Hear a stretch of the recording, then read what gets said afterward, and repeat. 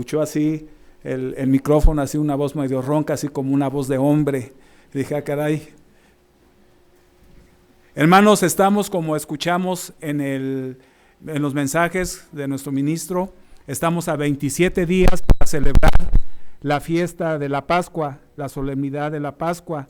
Este año la vamos a celebrar el día 22 de abril del presente año. Recordemos que se celebra un día anterior en la parte de la puesta del sol, o sea, del jueves 21 de abril a la puesta del sol. He visto algunas páginas de internet donde aparece la fecha de el horario, tanto de cuando se oculta el sol, cuando atardece, cuando se pone el sol, y cuando amanece, cuando sale el sol.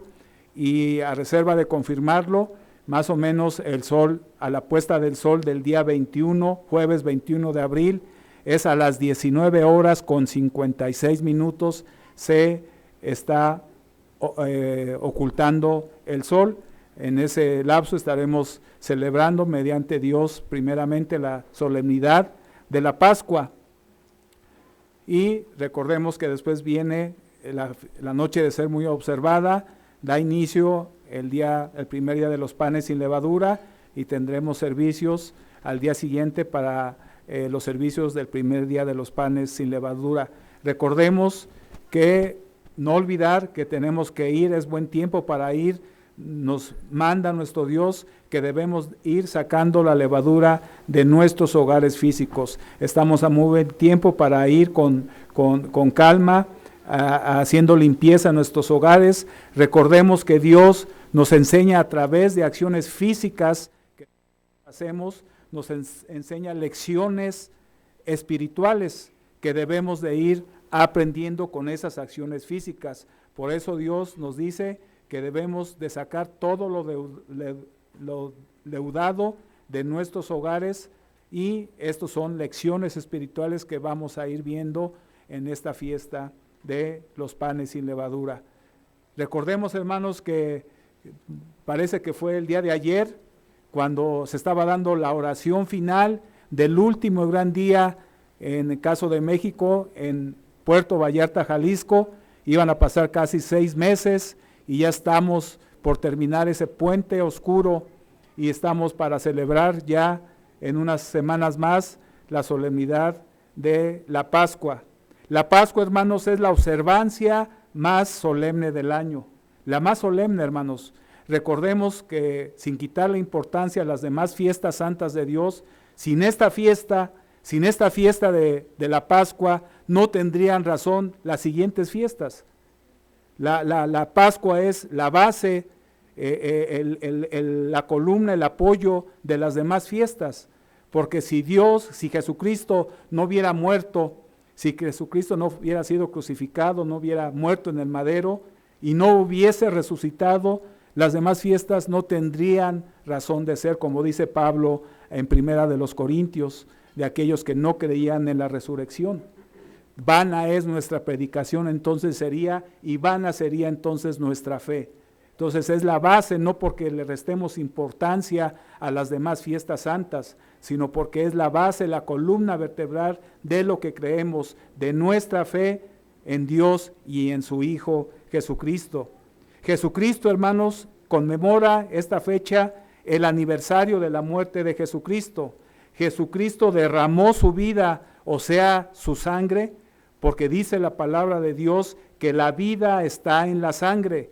La vida de todos los seres físicos, de usted y mía, está en la sangre. Y Cristo derramó su sangre, o sea, su vida hasta la muerte, hasta la última gota de sangre en el madero.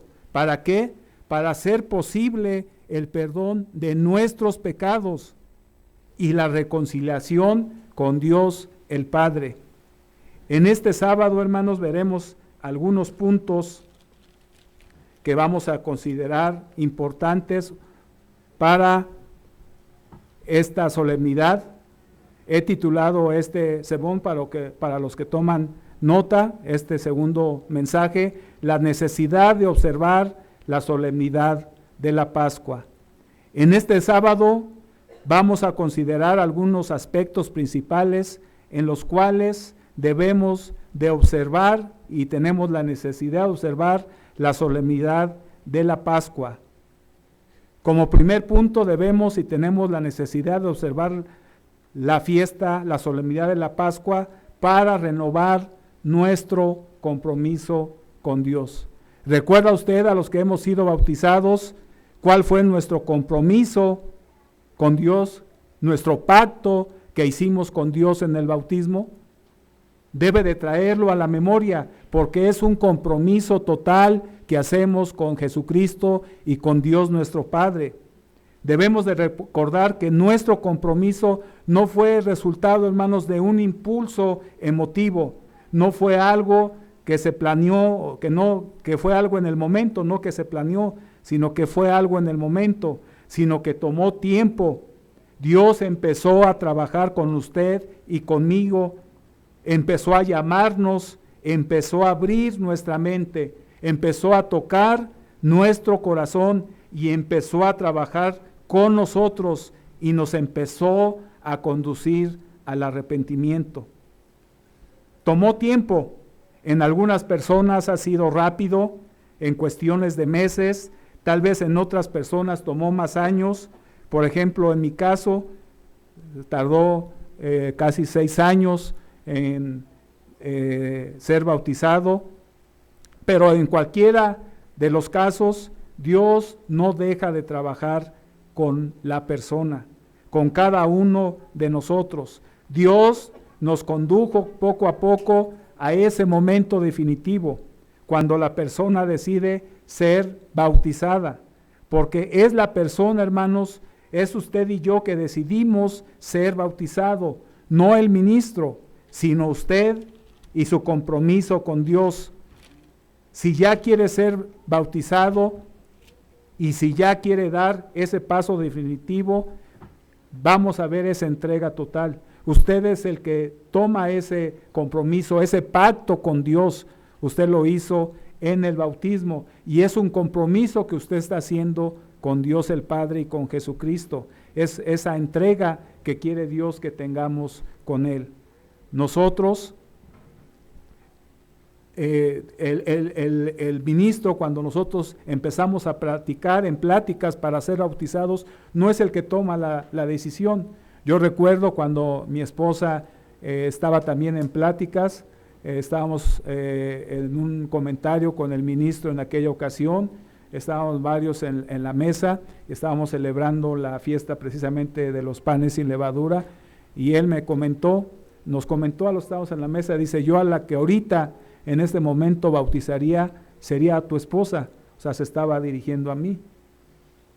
Pero eso es lo que el ministro veía en la persona, pero mi esposa se bautizó en ese año del 2000 hasta la fiesta de tabernáculos. Pero él nos comentó, dice, a la que ahorita podía bautizar, y si me dijera que la bautizara sería a tu esposa.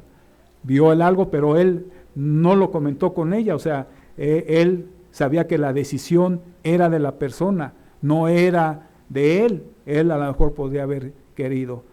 Vamos a la entrega total. Les invito a escrituras que hemos leído cuando estábamos en pláticas con el ministro. Vamos a Lucas capítulo 9, a nuestra primera escritura. Lucas capítulo 9, versículos 57 al 62. Esto es muy importante, hermanos, porque el compromiso lo hizo usted. Nadie le hizo manita, como decimos aquí en México, nadie le hizo manita de puerco para que usted se forzara a hacer este compromiso. Usted lo hizo por voluntad propia, con Dios y con Jesucristo. Dice Lucas capítulo 9, versículos 57 al 62. Yendo ellos, uno le dijo en el camino, Señor, te seguiré a donde quiera que vayas. Y le dijo Jesús, versículo 58, las zorras tienen guaridas y las aves de los cielos nidos, mas el Hijo del Hombre no tiene dónde recostar la cabeza. Entendemos aquí que Jesucristo, esa era la situación actual de Jesucristo. No sabía, no tenía dónde pasar la noche en ese momento, por eso decía eso, que no tiene dónde recostar la cabeza, él no sabía dónde iba a dormir. Dice versículo 59, y dijo a otro, sígueme. Él le dijo, Señor, déjame que primero vaya y entierre a mi padre. Es decir, permíteme a que mi padre muera. Y una vez que mi padre haya muerto y yo lo haya enterrado, entonces te seguiré. Versículos 60 y 62 dice, Jesús le dijo, deja que los muertos entierren a sus muertos, y tú ve y anuncia el reino de Dios. Versículo 61, entonces también dijo otro, te seguiré, Señor, pero déjame que me despida primero de los que están en mi casa. Y Jesús le dijo, ninguno que pone su mano en el arado, mira hacia atrás, es apto para el reino de Dios. Esto es una analogía. Cuando una persona es bautizada, hermanos, y pasa un poco de tiempo en la iglesia, y después empieza él a añorar la vida que llevaba antes de entrar a la iglesia. Probablemente algunas cosas materiales, algunas relaciones personales, y nos dice que no es apto para el reino de Dios. O sea, se habla de una entrega total con Dios.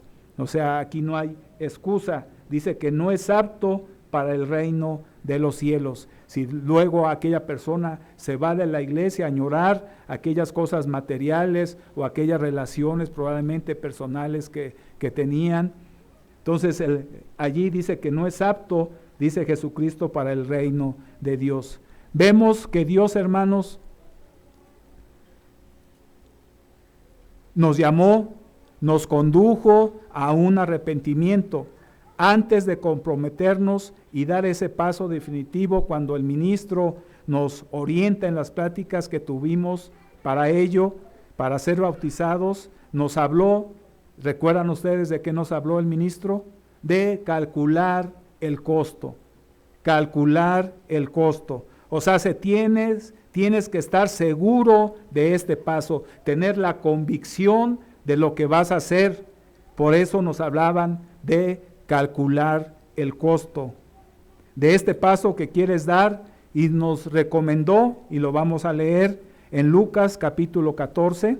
Vamos ahora al libro de Lucas capítulo 14, versículo 25 al versículo 27. Si están allí ya me pueden acompañar en la lectura. Lucas capítulo 14, del versículo 25 al versículo 27, escrituras que leímos, que estudiamos cuando estábamos en pláticas con el ministro para el bautismo. Dice así: grandes multitudes iban con él, y volviéndose les dijo, versículo 26, habla al maestro y le dice: si alguno viene a mí y no aborrece a su padre y madre y mujer e hijos y hermanos y hermanas, y aún también su propia vida, no puede ser mi discípulo.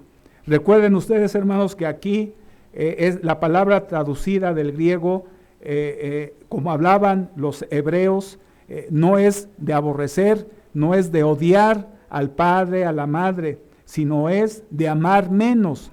O sea, la traducción es: si alguno viene a mí y no ama menos a su padre, a su madre, a su mujer e hijos, hermanos y hermanas, y aún también su propia vida, no puede ser mi discípulo. No habla de odiar, no habla de aborrecer, como literalmente escuchamos, sino es la palabra traducida del griego, y los hebreos lo traducían de esa manera: al que no ama menos.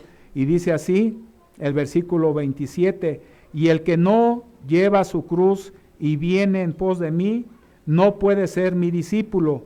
Versículo 28: porque ¿quién de vosotros, queriendo edificar una torre, no se sienta primero y calcula los gastos, a ver si tiene lo que necesita para acabarla? No sea que después que haya puesto el cimiento y no pueda acabarla, todos los que lo vean comiencen a burlarse de él. Vamos a ver ahora el versículo 33 de este capítulo 4 de Lucas. Así pues, cualquiera de vosotros que no renuncia a todo lo que posee, no puede ser mi discípulo. Este es el compromiso, el pacto que hicimos con Jesucristo y nuestro Dios el Padre. Es un paso definitivo. Cuando Dios nos llama al arrepentimiento, tenemos que amarlo a Él, como dice la Escritura, por sobre todas las cosas. Pero es más fácil decirlo, hermanos, que hacerlo. En otras palabras, tenemos que renunciar a todo, aún como dice el versículo 33, aún a nuestra propia vida para seguir a Cristo. Y todos fuimos conducidos a ese momento de nuestra vida y tomamos esa decisión y fuimos bautizados. Tuvimos que reconocer la soberanía de Dios, que Dios es soberano sobre todas las cosas, y tuvimos que rendirnos ante Él sin poner ninguna condición, por voluntad propia, por compromiso propio. Y Él trabaja entonces con nosotros.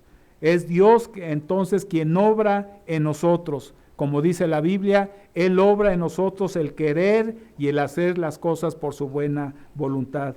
Esto viene de Dios, pero la persona tiene que buscarlo. No debemos de dejarlo todo a Dios, sino nosotros tenemos el compromiso y debemos de buscarlo a Él.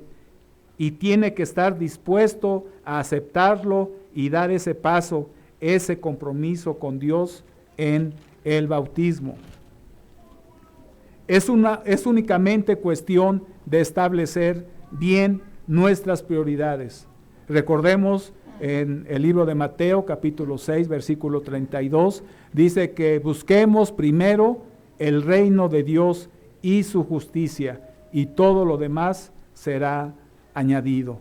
El profeta Daniel, ustedes recuerdan este episodio del profeta Daniel y sus 3 amigos, son un ejemplo bíblico muy inspirador para cada uno de nosotros, los cuales habían establecido bien sus prioridades. Sus 3 amigos de Daniel, Sadrach, Mesach y Abednego.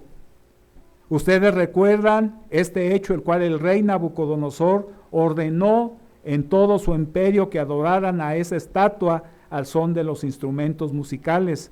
Vemos cuál fue la respuesta, la actitud de estos 3 jóvenes que fueron acusados por los babilonios, que ellos no iban a adorar a la estatua ni a sus dioses. Pasemos a este ejemplo vívido, a este ejemplo contundente en el libro de Daniel.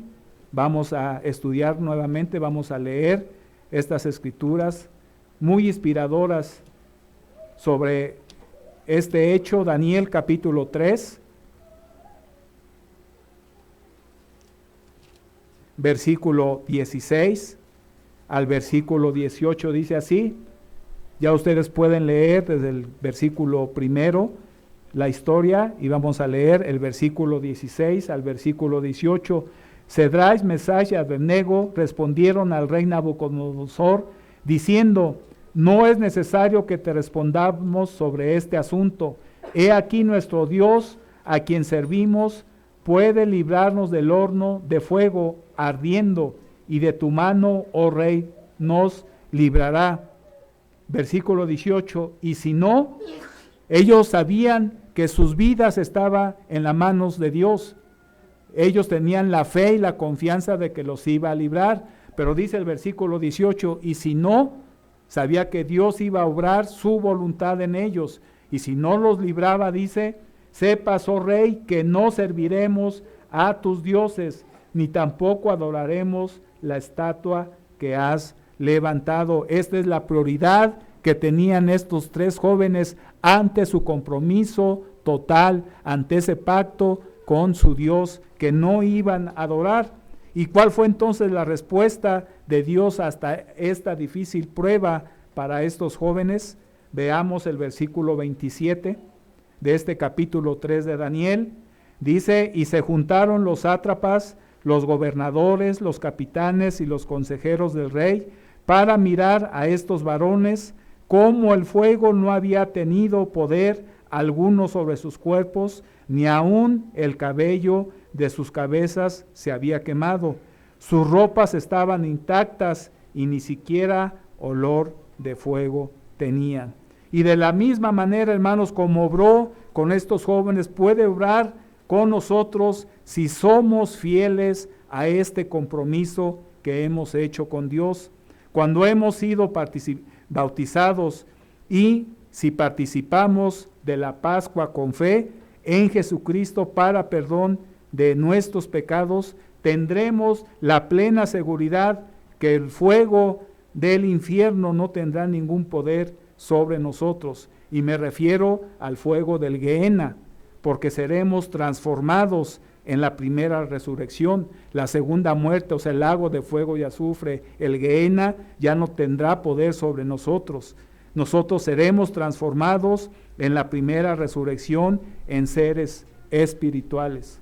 Análogamente, si permanecemos firmes en nuestro compromiso, aún a costa, como dice la Escritura, de perder prematuramente la vida, es una posibilidad que cada uno debemos de enfrentar, el perder nuestra vida física. A pesar de eso, el lago de fuego no tendrá poder contra nosotros. Vayamos a Lucas capítulo 17. Lucas capítulo 17.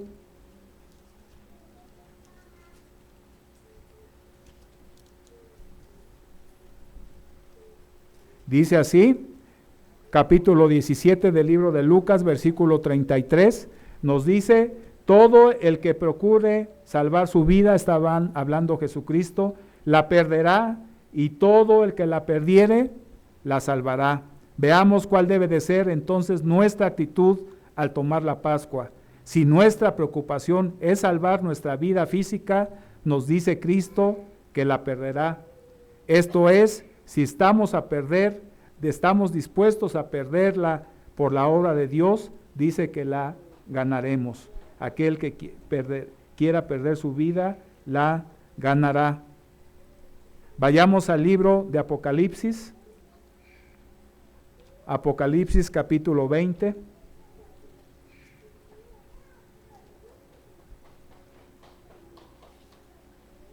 Esta es la promesa que Dios hace a su iglesia. Apocalipsis capítulo 20, versículo 6. Bienaventurado y santo el que tiene parte en la primera resurrección. La segunda muerte, o sea, el Gehenna, el lago de fuego y azufre, la muerte eterna, dice, la segunda muerte no tiene potestad sobre estos, sino que serán reyes, serán sacerdotes de Dios y de Cristo, y reinarán con él 1000 años, y no solamente esos 1000 años, sino para toda la eternidad.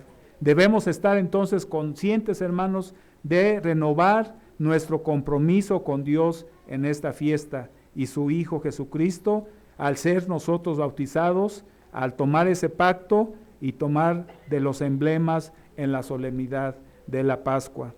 El segundo punto que tenemos que tener en cuenta de observar, de la necesidad de observar la fiesta, la solemnidad de la Pascua, es para renovar nuestra diligencia en nuestra vida espiritual, para renovar nuestra diligencia en nuestra vida espiritual. De acuerdo al diccionario Larousse Ilustrado, diligencia es cumplir cuidadosamente, prontamente y activamente con los compromisos adquiridos con Dios. Ser diligente entonces es cumplir cuidadosamente, activamente y prontamente con los compromisos con Dios. Vayamos a Hebreos teniendo esto en mente. Les invito a que pasemos al libro de los Hebreos, capítulo 2 del libro de los Hebreos, capítulo 2 de los Hebreos, versículo 1 y al versículo 3 nos dice así: por tanto, es necesario que con más diligencia atendamos a las cosas que hemos oído, no sea que nos deslicemos. No importa cuánto tiempo tengamos en la iglesia, hermanos, debemos de ser más diligentes, porque existe la posibilidad de deslizarnos si no estamos cerca de Dios. Existe Habla aquí el escritor de Hebreos, que existe la posibilidad de deslizarnos, de salirnos de la iglesia. Dice el versículo 2 y 3, porque si la palabra dicha por medio de los ángeles fue firme, y toda transgresión y desobediencia recibió justa retribución, ¿cómo escaparemos nosotros si descuidamos una salvación tan grande, la cual, habiendo sido anunciada primeramente por el Señor, nos fue confirmada por los que la oyeron? Y cada uno de nosotros llegó el momento, hermanos, de escuchar esa palabra de Dios, de la verdadera iglesia. Usted puede acordarse cuando empezó a escuchar la palabra de Dios, cómo llegó a la iglesia a través de una revista, a través de un cassette, a través de algún folleto de la iglesia. Yo recuerdo en mi caso que me atrajo mucho, me impactó mucho un cassette que me llevó una persona que estaba dentro de la iglesia, me llevó un cassette, escuché el cassette de este ministro y me atrajo la atención y empecé a leer la literatura y algunas de las cosas que en teoría yo creía que estaba bien, allí las reafirmé y eso me ayudó, empezó Dios a trabajar conmigo y así cada uno de nosotros, cada uno de ustedes. Usted recuerda cómo empezó a escuchar la palabra de Dios a través de un cassette, de un sermón, a través de un folleto de la iglesia, de la revista, ¿verdad? Dios empezó a trabajar y empezamos a escuchar la palabra de nuestro Dios. Vayamos a Segunda de los Corintios. Les invito al libro de Segunda de los Corintios. Segunda carta del apóstol Pablo a los Corintios, a la iglesia en Corintio, capítulo 4, versículo 16. Segunda de Corintios 4, 16 nos dice así: por tanto no desmayamos, antes, aunque nuestro hombre exterior se va desgastando, el interior, no obstante, se renueva día con día. El hombre espiritual tenemos que hacerlo diario, tenemos que enfocarnos, tenemos que centrarnos en las cosas de Dios. Tenemos que hacerlo para que el hombre espiritual se vaya renovando, como escuchamos, como leímos, día con día. Pasemos al libro de los Hebreos. Les invito a que me acompañen al libro de los Hebreos, capítulo 10.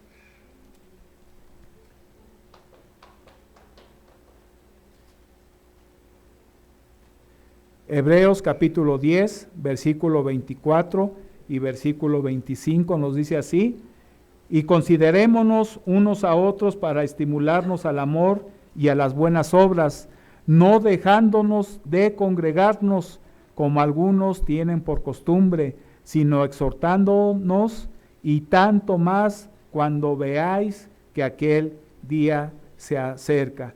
Esto es para escuchar la palabra de Dios cada sábado, en los días de sábado, en las fiestas santas de Dios. Tenemos que renovar nuestro compromiso de ser diligentes, de buscar activa y rápidamente el reino de Dios. Es como la persona que quiere tener o que está estudiando para una licenciatura, sea un abogado, un médico, un X.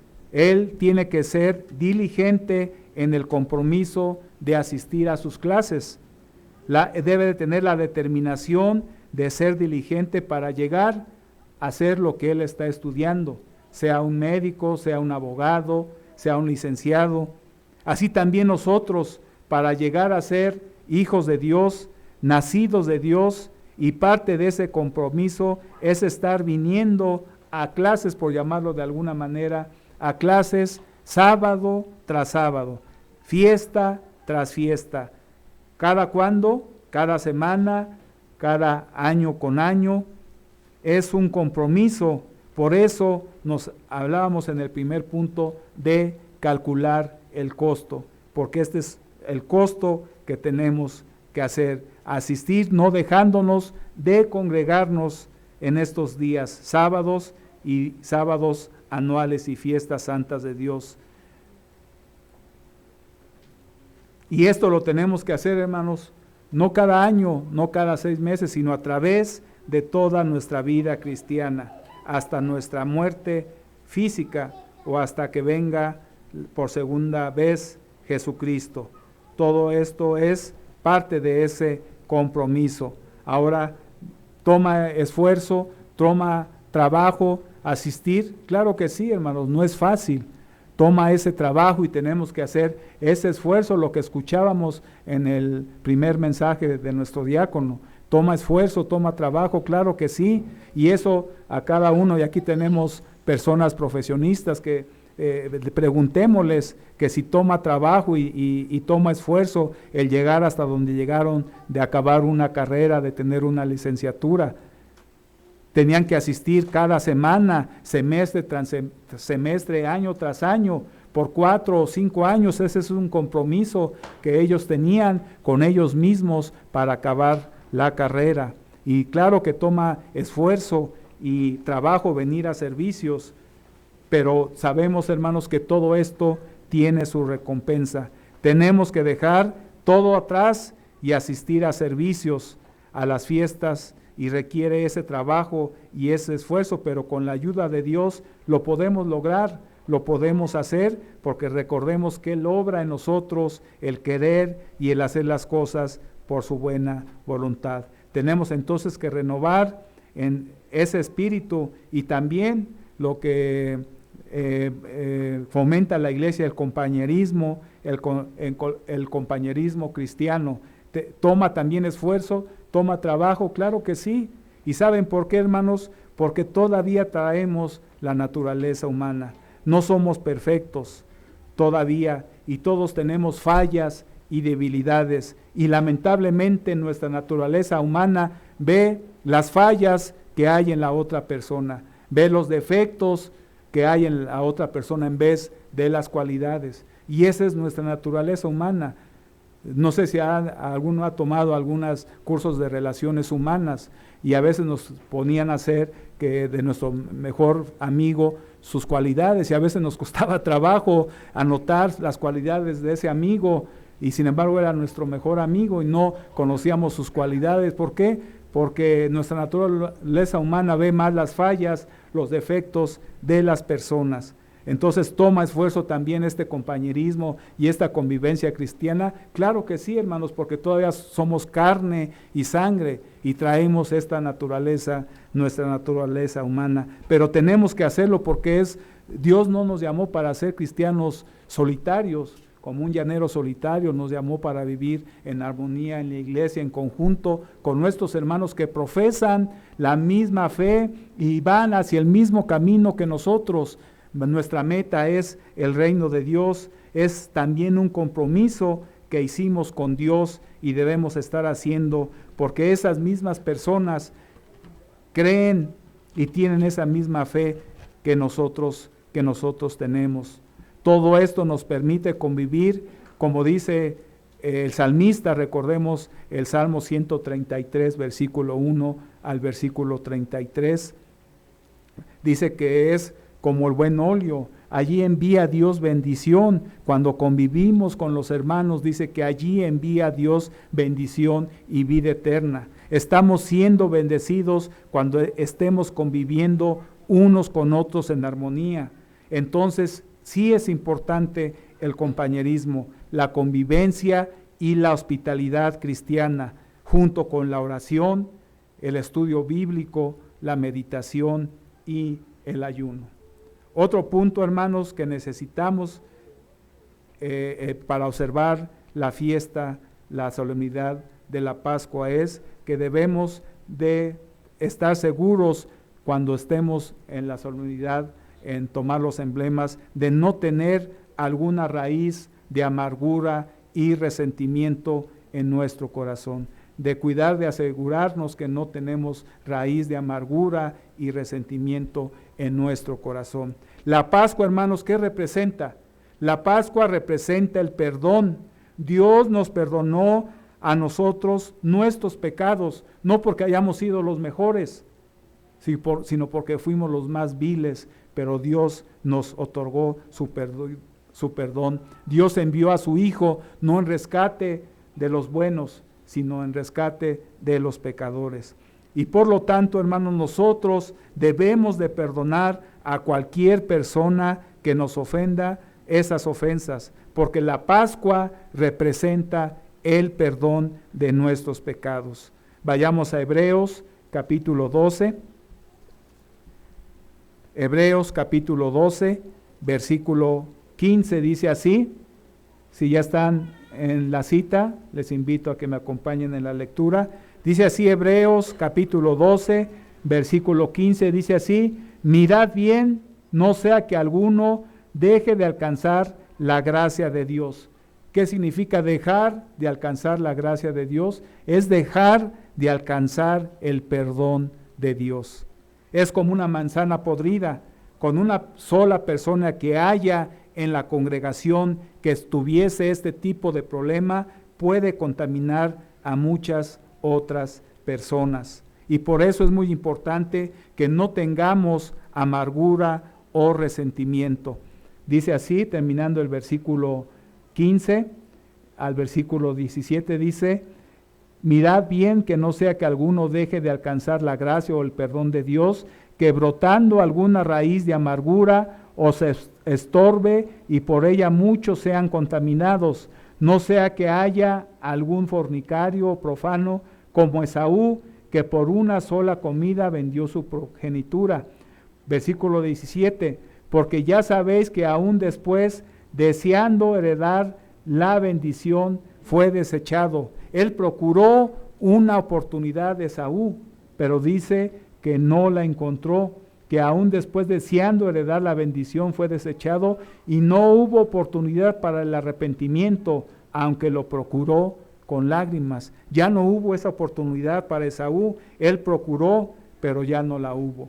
La amargura o resentimiento puede afectar desde el matrimonio, cuando no hay afinidad entre el esposo y la esposa. Y esto afecta a la familia, y afecta a una comunidad, y afecta hasta una nación. ¿Por qué? Porque la familia, el matrimonio es la base de nuestra sociedad.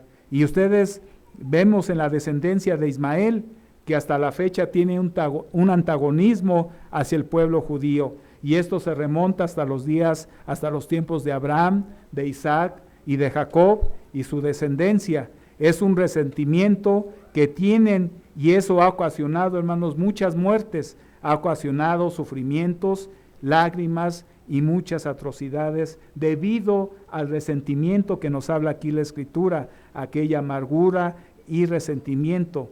Así que podemos ver palpablemente, objetivamente, la realidad de este problema. Ahora que llegamos a la Pascua, debemos de estar seguros que no traemos este tipo de problemas en nuestra mente y corazón. Si usted o yo anidamos en nuestro corazón resentimiento, ya sea hacia Dios o hacia alguna persona, fíjense, si usted y yo anidamos en nuestro corazón un resentimiento, ya sea hacia Dios mismo o hacia alguna persona que le haya hecho algún mal, usted corre el riesgo de amargarse, hasta el punto de cambiar todo el curso de su vida y alejarse de la presencia de Dios. ¿Y cuál es este curso? Pues es hacia donde nos dirigimos, hermanos, hacia esa meta, hacia ese objetivo que es el reino de Dios.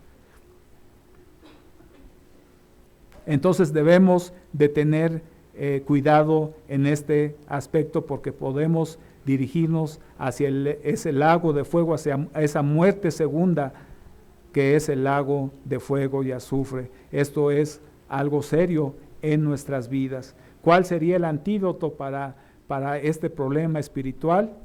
Es desarrollar un espíritu de amor y de perdón. ¿Cuál sería el antídoto para este problema? Es desarrollar un espíritu de amor y de perdón. Olvidar el pasado, porque algunos dicen, yo perdono, pero no olvido. Es olvidar el pasado y concentrarnos en los aspectos positivos de la vida. Es decir, pensar de una manera constructiva. El apóstol Pablo fue un ministro de Dios que sufrió muchas penalidades. Ustedes lo pueden leer en sus epístolas, en sus cartas. Pablo sufrió odios hasta de su propia gente, lo odiaba, sufrió una enfermedad terrible, por lo cual le pidió a Dios que lo sanara, que le concediera la sanidad. ¿Y cuál fue la respuesta de Dios? Todos nosotros la conocemos, que no le iba a dar la sanidad. Dice, bástate mi gracia, porque cuando eres débil físicamente, eres fuerte espiritualmente. Y por eso Dios permite que suframos alguna enfermedad, algún problema, aunque le pedimos y le pedimos, no nos sana, porque nos dice, bástate mi gracia. ¿Para qué, hermanos? Recordemos que en una ocasión veíamos, si Dios contestara a todas nuestras oraciones en el momento que nosotros la haríamos, no tendría caso, no desarrollaríamos carácter, no desarrollaríamos esa fe viva que necesitamos en Dios. ¿Por qué? Porque nos hincaríamos y pediríamos por la sanidad o algún problema de trabajo personal y Dios nos contestaría inmediatamente. No habría necesidad tampoco de mirar hacia esa meta, porque Dios nos contestaría en el momento. Pero tenemos entonces que aprender a confiar en Dios. Tenemos que aprender a confiar en Dios, depender de Él al 100%, a pesar de estar pasando por pruebas, por dificultades en la enfermedad o en problemas físicos o económicos. Es algo que tenemos que tener en mente y por eso cuando oramos por nuestros enfermos debemos decirle a Dios, sea hecha conforme a tu voluntad, no conforme a la mía. Vamos a ver ahora en Filipenses, pasemos al libro de Filipenses.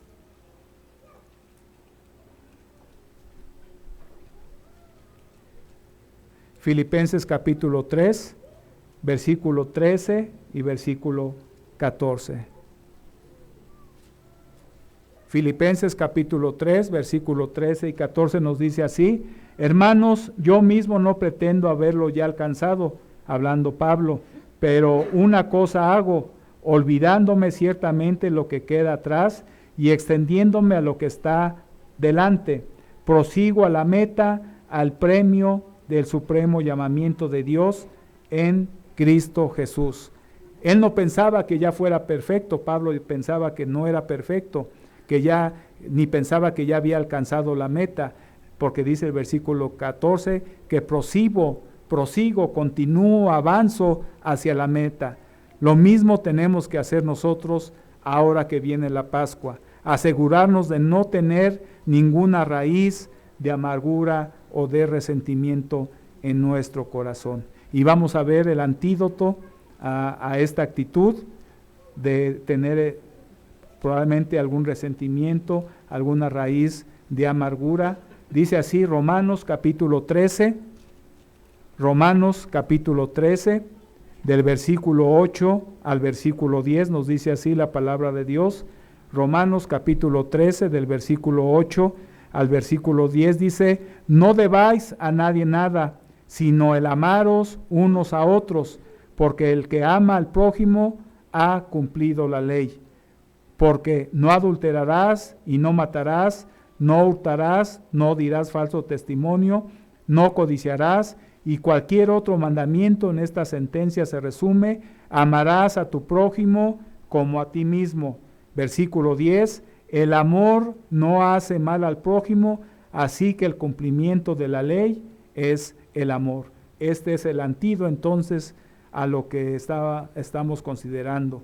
Debemos de orar unos por otros y pedirle a Dios que nos dé de este amor ágape que nos habla Pablo, de este amor ágape, de amarnos los unos a nosotros con el amor de Dios. Y Él solamente lo puede hacer porque este amor proviene de Él. No es como el amor filial que nos tenemos unas personas con otras, ese amor filial, sino este es un amor ágape que a pesar de lo que me haga la persona, lo voy a amar, voy a perdonar y lo voy a amar con el amor de Dios. Pero solamente lo podemos tener de Dios el Padre y de su Hijo Jesucristo, porque emanan de Él, nacen de ellos, y por medio de su Espíritu Santo tenemos ese amor como primer fruto del Espíritu Santo.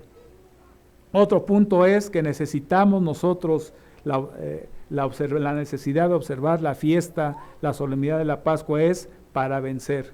Escuchábamos en el sermoncillo acerca de que nadie nos debe de quitar nuestra corona. Entonces debemos de estar venciendo día con día. Dios nos considera ganadores, no perdedores. Ustedes pueden leer los 7 mensajes a la iglesia que dio Jesucristo, a las 7 iglesias que estaban en Asia. Ustedes lo pueden ver en Apocalipsis.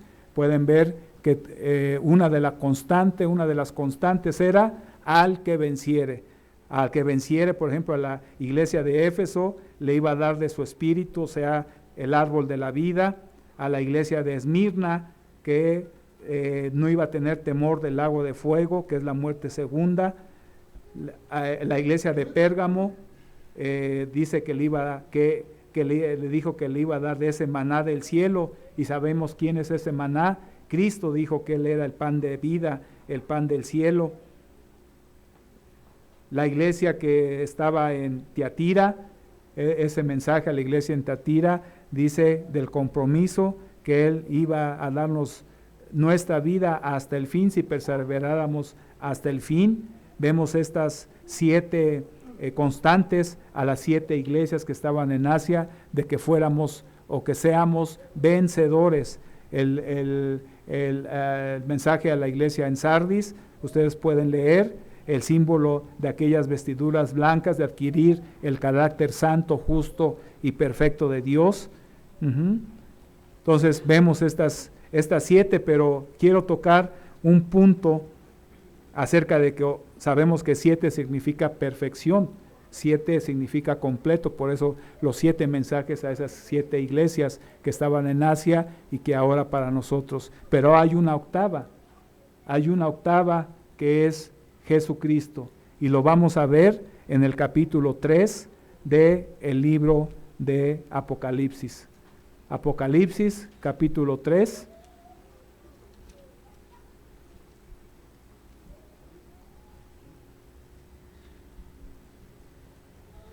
Hablando Jesucristo, dice así, Apocalipsis capítulo 3, versículo 20 al versículo 22. Dice así: he aquí, hablando Jesucristo, el Cordero de Dios, he aquí yo estoy a la puerta y llamo. Si alguno oye mi voz y abre la puerta, entraré a él y cenaré con él y él conmigo. Y dice el versículo 21, al que venciere. Este es un octavo de esa constante de que debemos de vencer.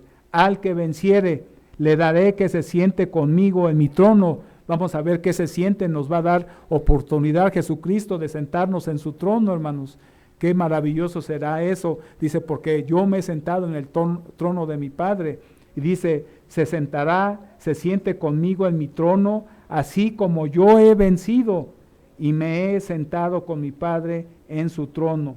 El que tiene oído, oiga lo que el Espíritu dice a las iglesias. Jesucristo venció también su naturaleza humana, porque era 100% humano cuando estuvo la primera vez aquí en la tierra, pero también era 100% Dios. Lo único que no tenía era esa gloria que tenía cuando estaba con su Padre en el tercer cielo. Pero Él venció también las mismas tentaciones que nosotros tenemos ahora. Por eso decía, al que venciere, porque yo he vencido.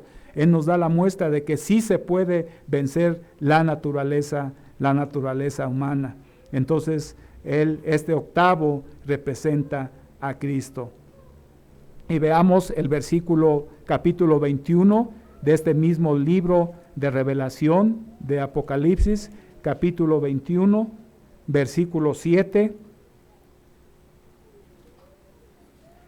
Capítulo 21, versículo 7 del libro de Apocalipsis dice así: el que venciere heredará todas las cosas y yo seré su Dios y él será mi hijo. Por si fuera poco, hermanos, nos dice que el que heredará todas las cosas, no solamente la tierra, sino todo este vasto universo, hermanos, que a veces nuestra mente no alcanza a visualizar, pero no solamente la tierra, sino va a heredar todas las cosas, o sea, este vasto universo también nos dará por herencia. ¿Qué cosa más grandiosa podríamos aprender, aspirar a tener? Así que tenemos que vencer primero, ¿a quién?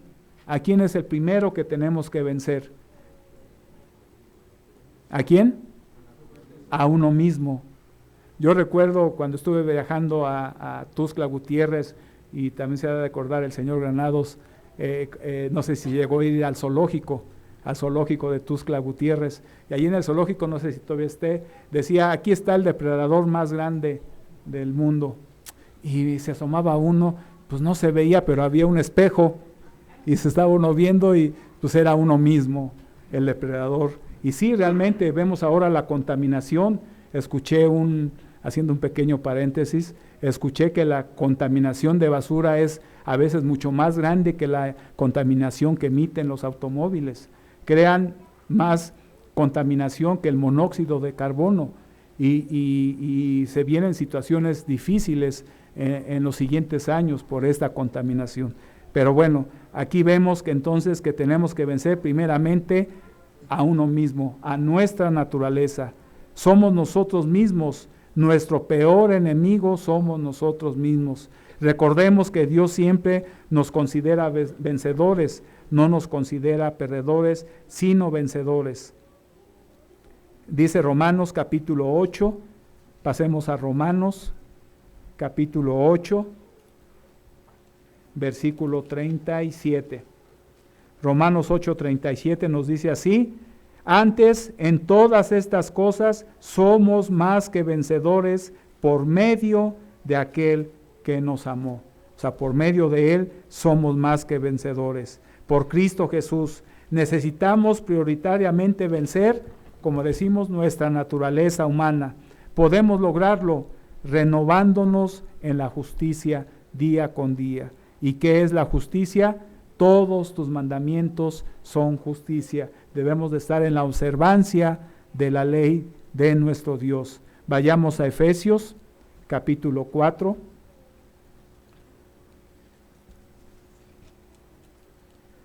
Efesios capítulo 4, versículo 22.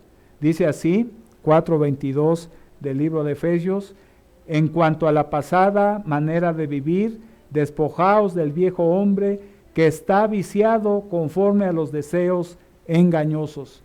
Dice que está viciado, es un vicio, hermanos. Nuestra naturaleza es un vicio que guarda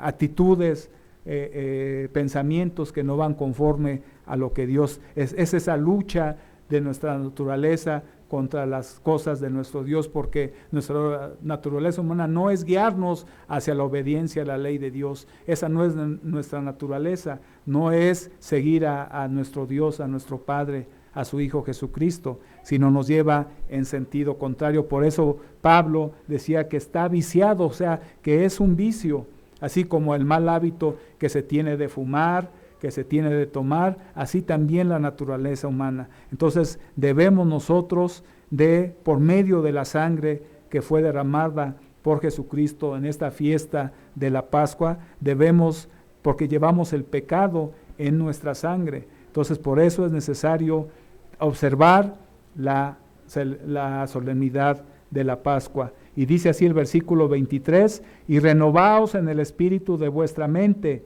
y vestíos del nuevo hombre, versículo 24, creado según Dios en la justicia y santidad de la verdad.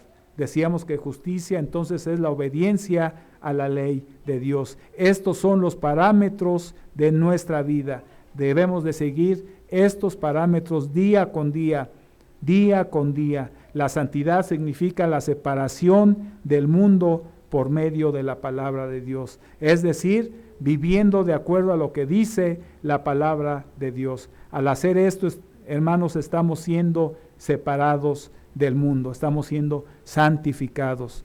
Podemos vencer nuestra naturaleza humana si ejercemos el esfuerzo por hacer lo bueno. Tenemos que esforzarnos a hacer lo bueno. Tenemos que hacer ese esfuerzo, ese trabajo en mantenernos en contacto con nuestro Dios.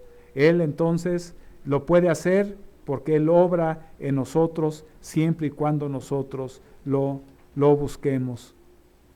También, ¿qué otra cosa debemos de vencer aparte de nuestra naturaleza? Debemos de vencer al mundo. Si alguna época ha sido vencer al mundo, es esta época. Cada vez vemos más las atrocidades, la maldad, el terrorismo, la corrupción que se apodera de este mundo. Entonces vemos que Satanás, el diablo, lleva ese espíritu que trabaja en el mundo, en la mayoría de las personas del mundo. Influye y controla todo ese tipo de cosas. Tenemos entonces que vencer al mundo. Si nos dejamos guiar por el Espíritu de Dios, podemos salir airosos, podemos salir avantes, podemos salir vencedores, porque es ese poder que transforma nuestro ser, nuestra vida.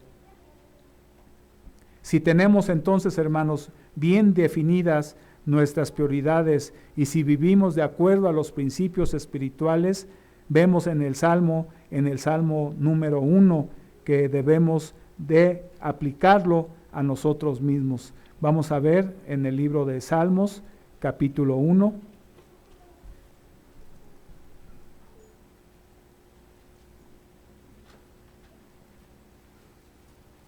Debemos entonces evaluarnos antes de la Pascua para ver si en este Salmo está reflejada nuestra vida personal. Salmo capítulo 1, del 1 al 3 dice así: Bienaventurado el varón, bendecido será el varón que no anduvo en consejos de malos, ni estuvo en camino de pecadores, ni en silla de escarnecedores se ha sentado, sino que en la ley del Eterno está su delicia, y en su ley medita de día y de noche. Será como árbol plantado junto a corrientes de aguas, de ese Espíritu de Dios que emana, porque ese árbol tiene raíces profundas.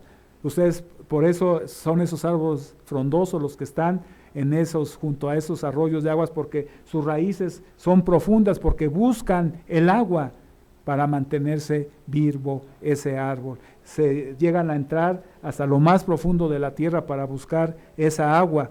Y dice, será como el árbol plantado junto a corrientes de aguas, que da su fruto en su tiempo. Entonces debemos de ser productivos, debemos de dar fruto espiritual, y su hoja no cae, y todo lo que hace prosperará. Debemos entonces de caminar con Dios.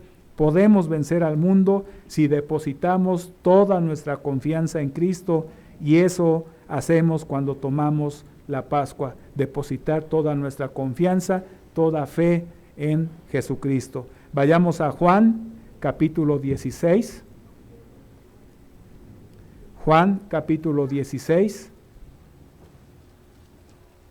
versículo 33. Juan capítulo 16, versículo 33 nos dice así: Estas cosas os he hablado, hablando Jesús, para que en mí tengáis paz. En el mundo tendréis aflicción, pero confiad, yo he vencido al mundo. Es una promesa de Cristo, hermanos. ¿Tendremos aflicción? Claro que la tendremos en el mundo, pero dice: confiad, tened fe en mí, yo he vencido al mundo. Él venció su naturaleza humana, venció al mundo y venció a Satanás, el adversario. Entonces tenemos también que vencer a nuestra naturaleza humana, vencer al mundo, y necesitamos vencer también a Satanás, al adversario. ¿Podemos lograrlo por medio de qué? Por medio de la fe de Jesucristo. Vayamos a Efesios capítulo 6.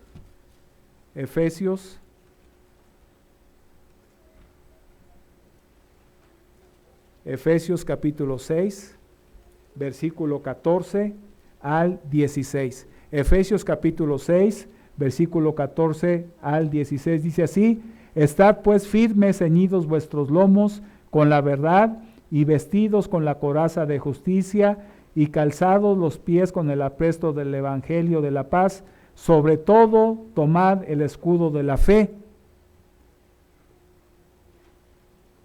con que podáis apagar todos los dardos de fuego del maligno. O sea, la fe de Jesucristo, podemos nosotros apagar todos los dardos del maligno.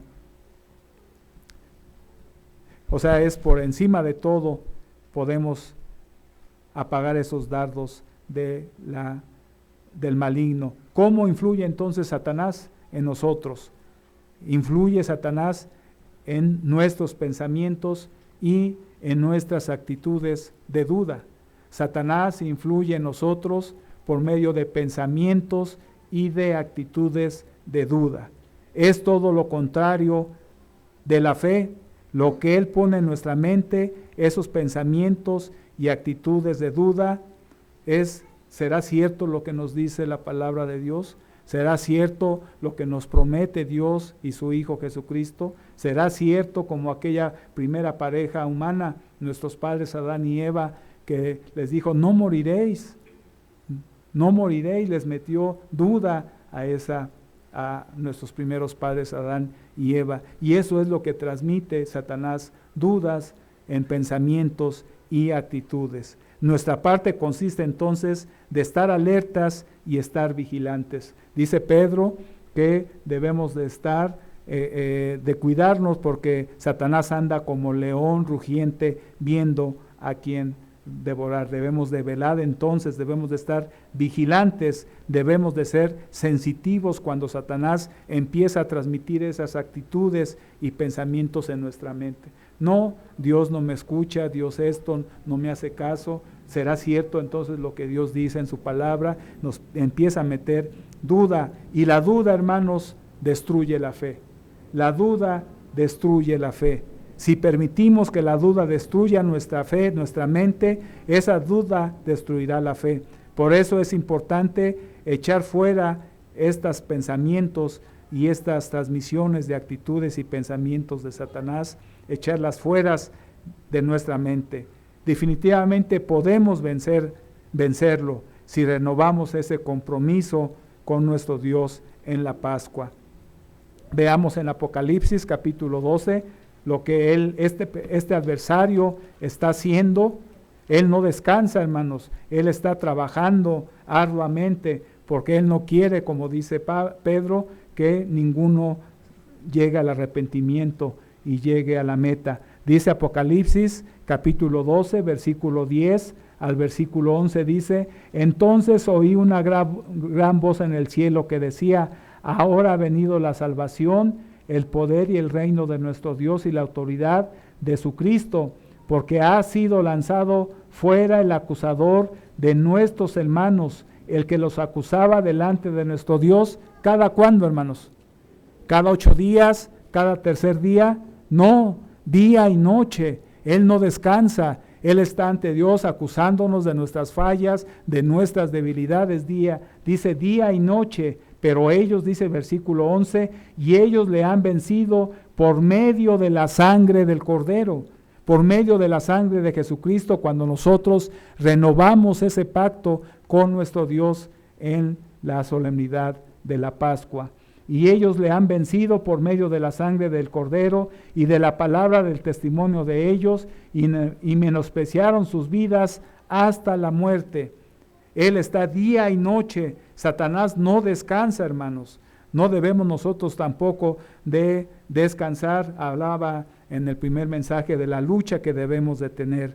Él nos está acusando cada vez que cometemos un error, cada vez que cometemos una falla, y como humanos que somos las tenemos, cometemos errores y fallas, y Él está acusándonos ante Dios. ¿Cómo podemos vencer a Satanás?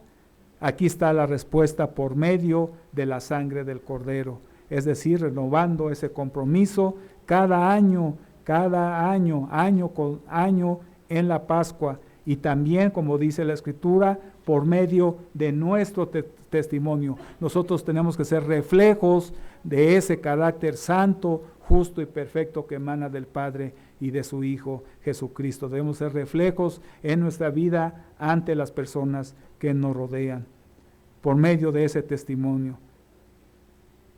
¿Cómo entonces estamos viviendo nuestra vida? ¿Estamos produciendo esos frutos espirituales? ¿Estamos creciendo espiritualmente? Debemos de mirar en retrospectiva, ver qué tanto hemos avanzado. Cada fiesta que pasa de la solemnidad de la Pascua, cómo estamos delante de nuestro Dios. Hemos retrocedido, hemos avanzado, aunque sea un paso, pero debemos de avanzar hacia adelante, debemos de ir caminando hacia adelante, a lo mejor 2 pasos, 1 paso, medio paso. No debemos de quedarnos estancados, debemos de ir avanzando, de ir creciendo poco a poco. En conclusión, hermanos, hemos considerado estos aspectos en los que debemos de renovar ese compromiso con nuestro Dios, asegurarnos de tomar la Pascua conscientes de ese compromiso que hicimos voluntariamente con Dios. Fue eso algo voluntario, nadie nos forzó.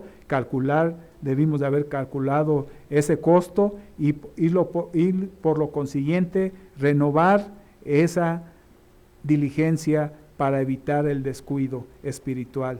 Dediquémonos a la oración, al estudio, al ayuno, a la meditación. Debemos renovarnos también en el amor de Dios para evitar resentimientos y amarguras. Permitamos que el amor de Dios fluya a través de nosotros. ¿Y cómo va a fluir? A través de uno, perdonándonos, amándonos, perdonando nuestras ofensas unos con otros, de corazón y olvidar. Y por último, debemos de renovar en la firme determinación de vencer nuestra naturaleza humana, de vencer a este mundo en el cual vivimos y vencer a Satanás, el adversario, con la ayuda de Dios. Y Dios, a través de su Espíritu Santo, lo podemos hacer, lo podemos lograr, venciendo a estos 3 enemigos. Conforme entramos, hermanos, a este periodo de renovación y de rededicación a nuestro compromiso con Dios, tengamos muy presente las palabras de nuestro Salvador. Y voy a terminar este mensaje con la última escritura que tomó nuestro diácono en Apocalipsis, capítulo 3, con la cual inició y terminó su primer mensaje. La voy a retomar en Apocalipsis, capítulo 3, versículo 11. Estas palabras deben de estar en nuestra mente cada vez que nos sintamos con duda, cada vez que nos sintamos bajos de defensas, tomar esta cita bíblica. Dice así Apocalipsis capítulo 3, versículo 11, dice: He aquí, yo vengo pronto. Retén lo que tienes para que ninguno tome tu corona. Que sigan pasando un excelente sábado.